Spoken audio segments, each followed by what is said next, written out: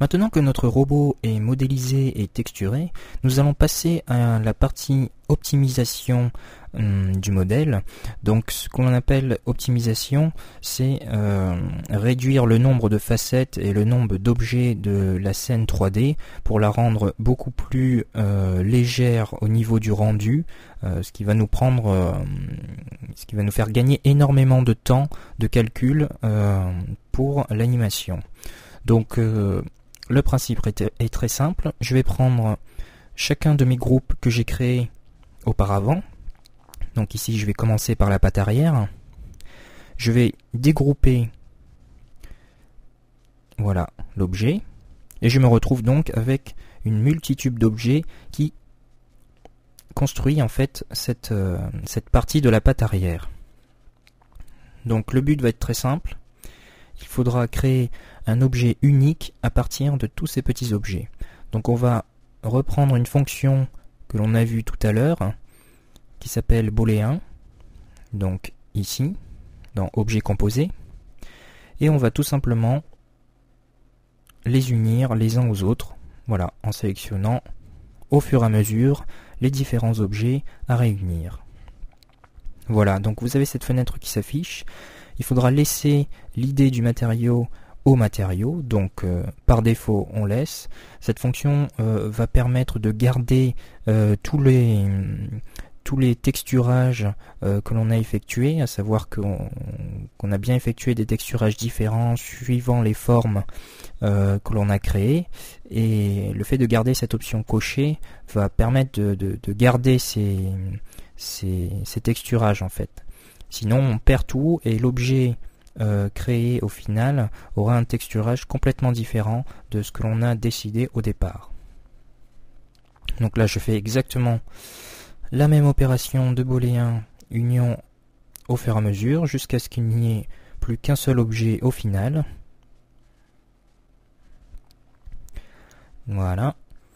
Donc à chaque fois vous avez la fenêtre qui va vous demander si vous voulez justement garder ces identifiants matériaux au matériau initial.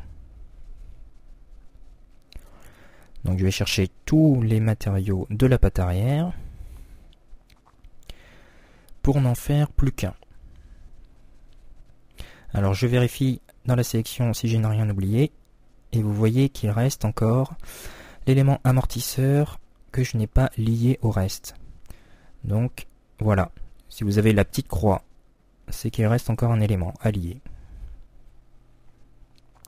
Donc ici je me retrouve avec un seul objet que je peux renommer définitivement. Donc ça va être la patte bas arrière. Voilà. Je sauvegarde. Et je vais faire de même pour tous les autres groupes que l'on a créés durant la modélisation. C'est-à-dire toutes les pattes arrière, tous les bas des pattes arrière, tous les hauts des trois pattes, ainsi que la tête du robot. Donc ça va être une opération exactement identique. Donc vous voyez que les objets entre crochets signifient que ce sont des objets multiples, donc des objets groupés. Et une fois que vous avez en fait relié, uni tous les objets entre eux pour n'en faire qu'un seul, vous verrez plus tard que dans l'outil sélection, il n'y aura absolument plus de crochets qui entourent le nom que vous aurez donné à cette forme. L'intérêt de faire ça, c'est que on a fait croiser plusieurs objets entre eux, et il y a plein de formes, de facettes qui ne se voient absolument pas de l'extérieur, et ces facettes sont quand même calculées si on ne fait pas ces unions. Alors qu'ici, en créant ces unions, en faisant un seul objet, on élimine toutes ces facettes invisibles et on gagne énormément de temps de calcul, puisque ce sont des facettes inutiles qu'on ne voit pas et qui sont quand même calculées, quoi.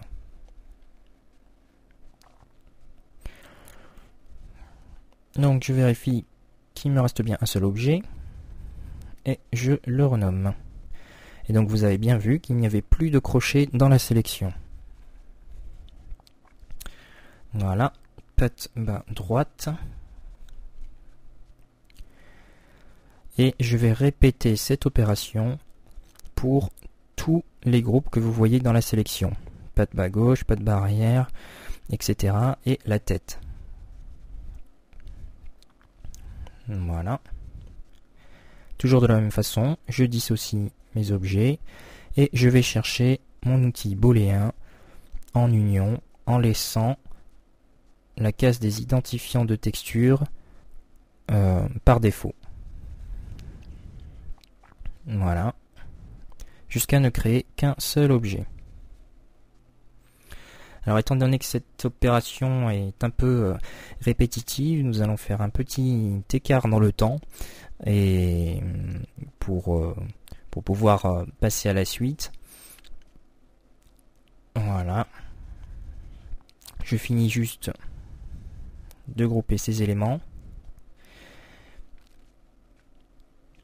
Et ensuite, nous chercherons les autres éléments pour pouvoir faire de même. L'autre intérêt de cette partie optimisation, donc en réunissant tous les objets, c'est de réduire au maximum le nombre d'objets présents sur la scène aussi, ce qui va permettre beaucoup plus d'aisance dans la sélection quand vous allez chercher justement un objet particulier de la scène. Voilà, en utilisant l'outil sélection, le but est de ne pas se perdre dans tous les éléments que l'on va rajouter par la suite, à savoir les caméras et les lumières. Donc ça va être beaucoup plus facile par la suite au niveau du travail. Donc nous allons faire un petit saut dans le temps, mais sachant que bon, j'ai optimisé et j'ai réalisé exactement la même opération pour tous les groupes de la scène. Donc voilà, je renomme celle-ci avant.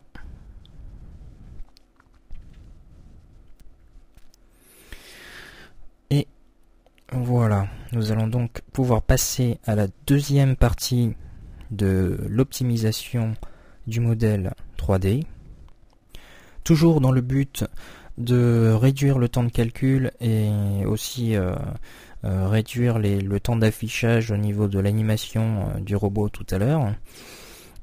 Donc pour ce faire, je vais devoir sélectionner chacun de mes objets et le rendre éditable au niveau du maillage. Donc c'est le terme exact utilisé par 3D Studio Max. Donc je vais aller chercher un de mes éléments, n'importe lequel, puisqu'ils ont tous subi des transformations booléens tout à l'heure, donc quand on a réuni tous les objets, ces transformations sont gardées en mémoire pour chacun des objets. Vous voyez ici. Donc je vais tout simplement convertir en maillage éditable pour pouvoir dire à 3D Studio Max que ce sont des objets de primaires, c'est-à-dire qui peuvent être considérés comme des objets créés au tout début, sans transformation. Donc cette fonction est bien sûr n'est pas annulable, à savoir que si on rétracte tous les éléments de l'historique, c'est définitif, c'est-à-dire qu'on ne peut plus revenir en arrière. Donc le petit conseil, ça serait de toujours sauvegarder les modèles au fur et à mesure de l'avancée du travail. Donc ici, je viens de sélectionner mon outil optimisation dans la modification des sélecteurs et vous avez un aperçu du changement. Voilà. Il est extrêmement minime, mais au niveau du calcul, on a beaucoup moins de facettes et beaucoup moins de sommets, et donc un calcul beaucoup plus rapide. Le rendu étant quasiment le même de loin, il est inutile de perdre du temps à calculer des choses qui seront mangées entre guillemets par les effets de flou ou de bruit par la suite au niveau de l'intégration vidéo. Donc voilà, je vais utiliser optimiser pour chacun de mes objets en gardant les valeurs par défaut qui sont tout à fait qui correspondent tout à fait à à l'attente que l'on a. Voilà, donc je n'oublie aucun objet. Et on va réduire comme ça le nombre de facettes de toute la scène.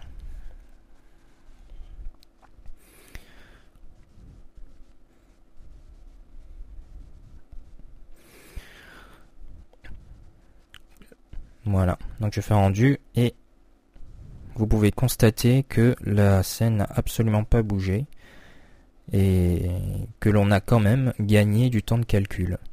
Donc ici, nous avons terminé notre petite optimisation en vue de l'animation du robot.